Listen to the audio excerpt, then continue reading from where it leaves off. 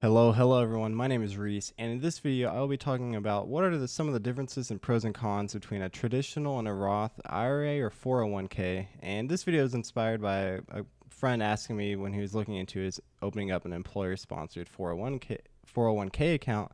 It's like, should I do a Roth or should I do a traditional? And this is a common question I think that a lot of people might have, even when I'm opening up my accounts and I'm doing my own research. It's good to know what the differences are and which one might suit your needs better than the other. And so to start this video off, we'll be looking into what is an IRA. So an IRA stands for an individual retirement account, and basically it's an account that the federal government lets you use so that individuals who may not be working for a company that offers a 401k plan or whatever it is can still set up their own retirement account, self-manage it, and use it as a way to meet their financial needs. And so, specifically, IRAs, as of right now, for individuals under 50 years old, you can contribute up to $6,000 per year. And there are two types, which is a Roth IRA and a traditional IRA. And with an IRA specifically, you get penalty-free withdrawals starting at age 59 and a half. Now, you can technically withdraw earlier than that, depending on if you meet a certain exception, as well as if you are willing to pay a early withdrawal fee. And then a key thing to take into mind when you're thinking about a Roth IRA is a Roth IRA is funded with post-tax income, meaning that you are paying taxes on the contributions, so the money is taxed before it goes into a 401k or a Roth IRA account. And because of that, any withdrawals are tax free. And what's nice about this is if you were, say, investing in your own personal brokerage account, which is going to be funded with post tax income, withdrawals from a personal brokerage account are not tax free. Now, you may be subject to potentially qualified or long-term capital gains tax rates, but Roth IRAs are completely tax-free on the withdrawals. So anything that grows in a Roth IRA is tax-free, and so that can be a very useful tool. And as I mentioned, so taxes are paid before you're contributing to it. But one thing to know about Roth IRAs is that they are subject to income limits. Not everyone can contribute up to $6,000 per year in a Roth IRA. Roth IRAs are typically meant for people who are making potentially lower income now. And on the other hand, a traditional IRA is funded with pre-tax income. So you can actually use your contributions into a Roth or a traditional IRA as a tax deduction on your income. And so basically it's essentially the opposite of a Roth IRA. So your account will grow tax deferred, and any withdrawals are taxed as ordinary income.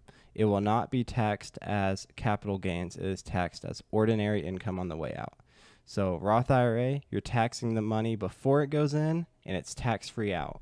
In a traditional IRA, it's taxed it's taxed on the way out and not taxed on the way in. And there are no income limits when it comes to traditional IRAs. You are still subject to the $6,000 per year contribution, though, if you're under 50 years old. What's nice about IRAs is that you can choose your own investments, and you can typically use a robo-advisor or pay an advisor to manage your money for you, depending on your specific situation. And most brokerages will allow you to open up an IRA, something like TD Ameritrade, Vanguard, Charles Schwab, Fidelity. These are all going to be great companies that will let you open up an IRA for them. And so looking into the Roth IRA contribution limits, now this is for 2022, so it may change going into the future. But as we can see here, for single filers, 144,000. Okay, so how this chart's set up is this is if you're a single filer. This column's for if you're married filing jointly, and then married filed separately. And then these last two columns are how much you can contribute based on which row you fit in. So let's say we are a single filer and we make under $129,000. With that, we can look over and we can contribute up to $6,000. As we make past $129,000, you are able to contribute less and less into this Roth IRA account. So, and as once you hit $144,000, you can contribute $0 to a Roth IRA. And then one thing to keep in mind, if you are over 50 years old or older, you can use what's called catch-up contributions, and you can contribute more than the people under 50 can per year. And so it changes depending on if you're married filed separately or married filed jointly. But this is a good chart to keep in mind for if you're considering if you should put money into a Roth IRA or not, because as you're making more money, you're able to contribute less and less. Now, keep in mind, though, you can contribute to both a traditional IRA and a Roth IRA at the same time, as long as the combined total is not more than $6,000.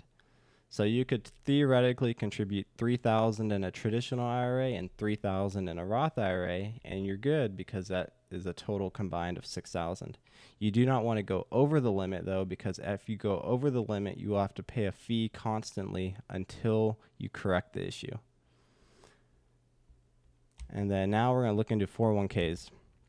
So 401ks are typically it's going to be an employer-sponsored retirement account, and your specific account type might vary by employer, but similar to IRA, usually they can be offered in a traditional 401k or a Roth 401k. Keep in mind that not every employer will offer both options. And usually what's nice about 401ks is hopefully your employer will contribute a dollar per dollar match up until a certain percentage of your income. So let's say you make $100,000 a year and your employer offers a 5% 401k contribution match. So if 5% of your income is $5,000, they will match you up to $5,000 when it comes to contributing to your 401k account. So basically, if you have access to a 401k account, I really believe that you should take full advantage of it, especially if they offer a contribution match. Because if you're not taking advantage of that match, you are essentially leaving free money on the table. And what's nice about 401k Roths is typically they will have no income limit. So they will not be subject to the 144k income limit that we saw for the Roth IRA. And as of 2022, the contribution limit is $20,500 as of 2022, but next year it's expected to go up $2,000 to $22,500. Now keep in mind that this is a contribution limit of how much you, the individual, can put in the 401k. This does not include employer matches. So let's say I put in $20,000 of my own money into a 401k. My employer can still match me, and I could go beyond that actual $20,500 limit, which is a nice tool that you can use. And typically with a 401k, you're going to have to select from a list of pre-approved investment options. And usually these are going to be mutual funds that focus on various different sectors, such as potentially bonds, S&P 500, small cap, mid cap, growth, real estate value, potentially a money market fund. It really depends on the specifics of your employer and what kind of retirement plan deal they have. But typically that's usually what's going to be offered is some sort of blend or potentially a target date fund where it's a blend of bonds, international, and then S&P 500 or something like similar for the U.S. market cap. And then taking all that information, it really comes down to, should you go with a Roth or traditional?